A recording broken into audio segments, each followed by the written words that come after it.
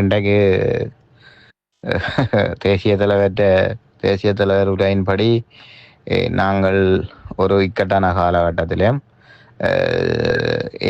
இலங்கை இந்திய இந்த வெள்ளாதிக்கங்களின் புலனாய்வாளர்களின் வெள்ளாதிக்கத்தின் சூழ்ச்சிகளில் அகப்பட்டு இன்றைக்கு எங்களுடைய இந்த போராட்டத்தை ஐநா சபை சட்டத்திட்டங்களுக்கு முரணாக அதை முறியடிக்கிற ஒரு வேலையில் இந்த குழுக்கள் ஈடுபட்டிருக்கணும். அதில் முக்கியமாக வந்து என்னென்னு சொன்னால், அங்கே கதைப்பவர்கள், அதாவது இந்த மேதகு அகவம் என்று சொல்லப்படுகின்ற அந்த குழுக்களில் அவைகள் கதைக்கிற விஷயம் என்னென்னு சொன்னால், இந்த சங்கீதன் என்று சொல்லப்படுகின்ற இந்த தயாவரனோ இல்லாட்டி புலவர் என்று சொல்லப்படுகின்ற இந்த வரலாற்று மையத்தை சேர்ந்தாக்களுக்கு எந்த வித தொடர்பும் இல்லை என்ற மாதிரி கதைக்க வழிகிட்டு இருக்கணும்.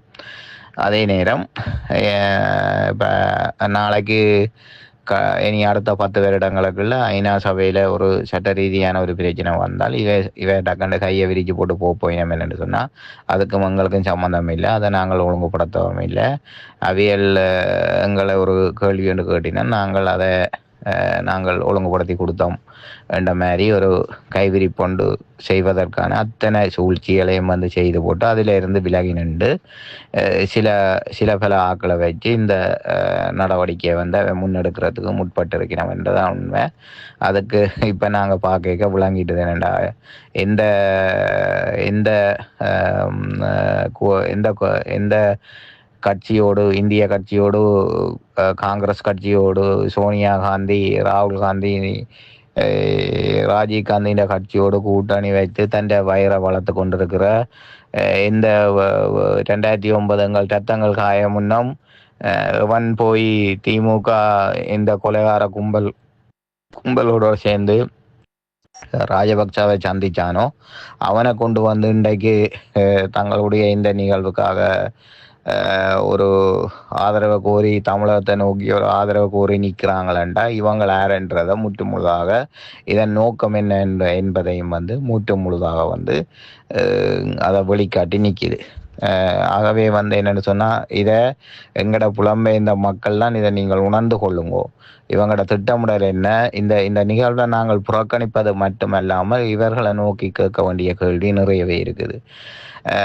தலைவருக்கு இவங்கள் வந்து ஏதோ ஒரு விஷயத்தை செய்கிறதுக்காக, அதாவது இந்த இனப்படுகொலை இன அழிப்பு என்ற விஷயத்தை நீத்து போக செய்கிறதின் ஒரு நடவடிக்கை தான் தலைவரை கொண்டு வந்து அதை இதை எப்படி செய்கிறான்னு சொன்னால் நன்கு திட்டமிட்ட வகையில் எல்லாருடைய திட்டமிடல்களுக்கும் ஏற்ப பெரிய பெரிய பண விஷயங்கள் இதுக்குள்ள கையாளப்பட்டு பெரிய பெரிய பண விடயங்கள் கொடுக்கல் வாங்கல்கள் செய்யப்பட்டு இவர்களை வந்து இறக்கி விட்டிருக்கிறார்கள் இந்த இலங்கை இந்திய இந்த வெள்ளாதிக்கங்கள். ஆகவே வந்து என்னென்னு சொன்னால், நான் சொல்ல வர விடயம் என்னென்னு சொன்னால், அது ஆதாரம் கேட்டால் அதுக்கு எங்கள்கிட்ட ஆதாரம் இல்லை. ஆனால் இந்த நடவடிக்கை அப்படித்தான் இருக்குது. இப்போ சுவிஸ் மாநகரத்தில் அந்த ஒரு மண்டபத்தை எடுக்கிறேன்டா அதுக்கான செலவு என்ன, வாகன ஏற்பாடுகள் அதுக்கான செலவுகள் என்ன என்று சொல்லி நாங்கள் பார்க்க அங்கே கிட்டத்தட்ட எத்தனையோ கோடி ரூபா காசு அங்கே தேவைப்படும். அப்போ விஷயம் வந்து இதுதான். 1 லட்சம் 2 லட்சம் சுவிஸ் பிராங்கு கிட்ட தேவைப்படும் குறைஞ்சபட்சம்.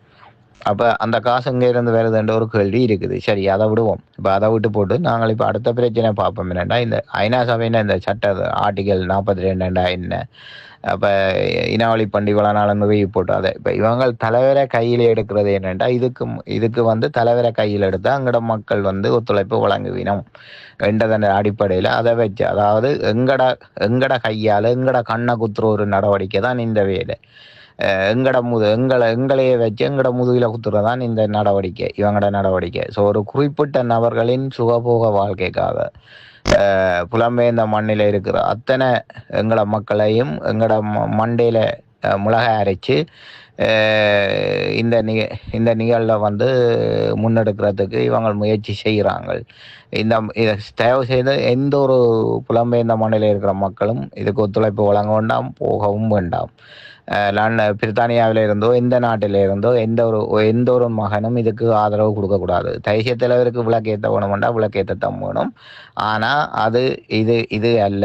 மே 18 தேசிய தலைவர் இறக்கவில்லை என்றதான் உண்மை. அவற்ற இறப்பு அவர் அவர் 17 இறந்தாரோ, இல்ல அதுக்கு முன்னம் இறந்தாரோ, இல்ல அவர் சொன்னா இருந்தால் தலைவன், இல்லையென்றால் இறைவன்.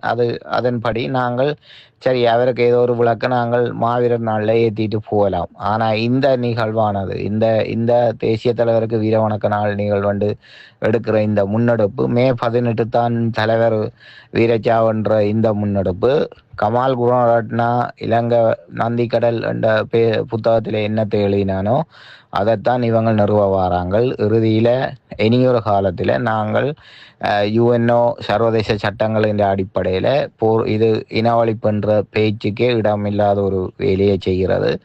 ஒட்டு மொத்தமாக இதை அப்படியே அதை நீத்து செய்து வருகிற செப்டம்பர் மாதம் ஐநாவில் இதை சமர்ப்பிக்கிறதுக்கான அத்தனை வேலையும் இவங்கள் ஈடுபட்டிருக்கிறாங்க.